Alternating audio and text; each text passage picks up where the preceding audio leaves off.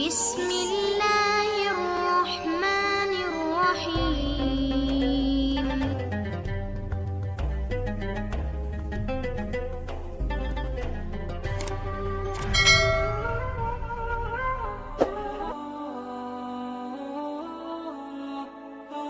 Assalamualaikum warahmatullahi wabarakatuh.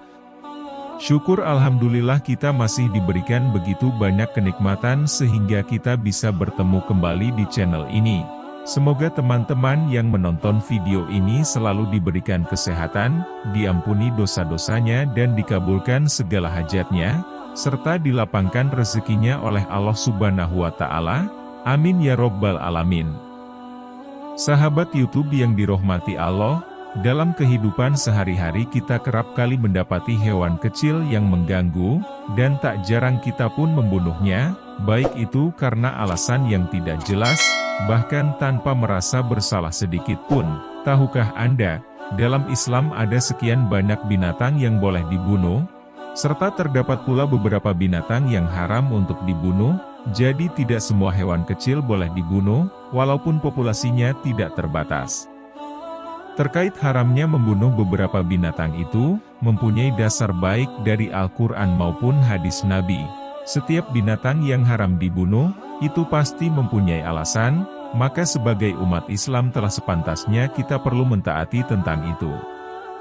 Namun sebelum melanjutkan video ini, dengan segala kerendahan hati, mohon dukungan teman-teman, dengan like dan subscribe pada channel ini, agar menjadi besar manfaatnya dan jangan lupa tulis semua hajat teman-teman di kolom komentar yang ada di bawah ini, dengan begitu kita bisa aminkan bersama-sama dan semoga terkabulkan hajat teman-teman, amin ya Robbal Alamin.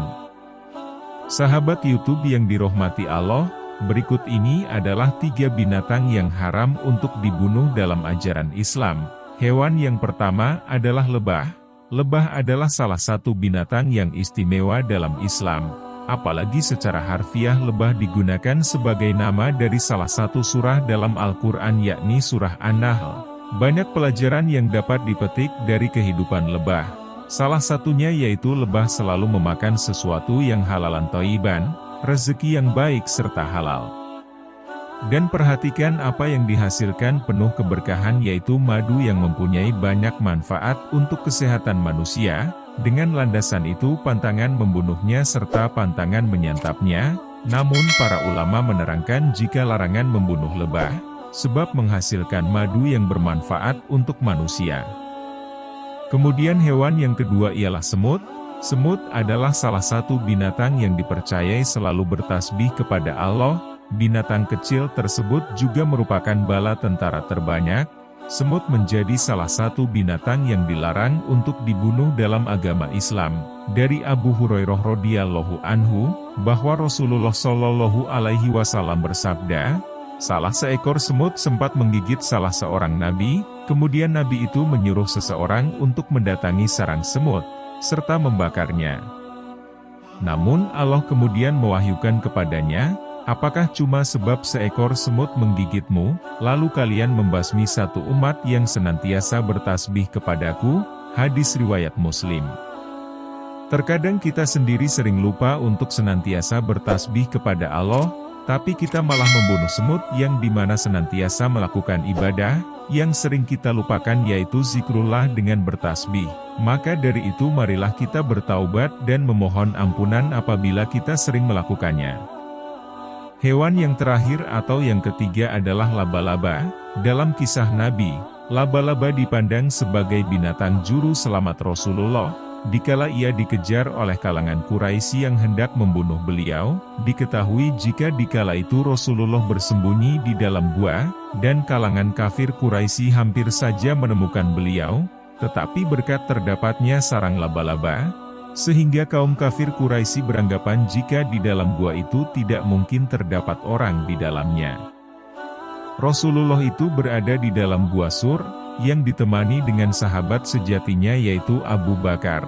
Mereka bersembunyi dari banyak orang kafir Quraisy yang ingin membunuh Rasulullah Shallallahu alaihi wasallam. Orang-orang itu kemudian mendatangi mulut gua, guna memastikan apakah betul Nabi Muhammad serta Abu Bakar terdapat di dalamnya, tapi apa yang mereka dapati terdapat sarang laba-laba yang masih utuh sempurna, serta disetujui juga mereka pula mendapatkan 2 ekor burung merpati, maka setelah itu mereka amat percaya, bahwa di dalam gua tersebut tidak ada orang.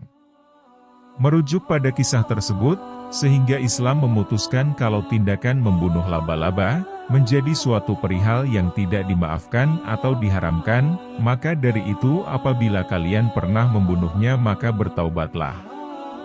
Sahabat YouTube yang dirahmati Allah, kita boleh membunuh hewan, jika keberadaannya akan mengganggu keselamatan, maka dari itu mulailah hari ini untuk berhati-hati dalam bertindak, walaupun itu hanya membunuh hewan kecil sekalipun, karena segala sesuatu ciptaan Allah ada tujuan dan hikmah di dalamnya untuk kehidupan manusia. Semoga video ini bermanfaat para sahabat YouTube, amin ya robbal alamin. Wassalamualaikum warahmatullahi wabarakatuh.